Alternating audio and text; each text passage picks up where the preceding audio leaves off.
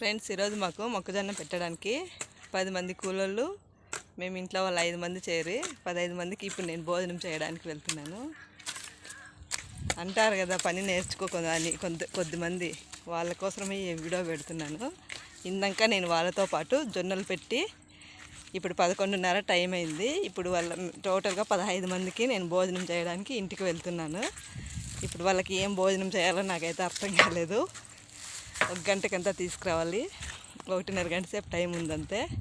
ఈలోగా ఆలోచించుకొని ఏదో ఒకటి వాళ్ళకి మధ్యాహ్నం లంచ్ అయితే ప్రిపేర్ చేయాలి. నేను ఈ ఎండ ఎక్కువగా ఉంది, నైట్ ఫుల్ వర్షం పడింది, ఇప్పుడైతే ఎండ ఎక్కువగానే ఉంది.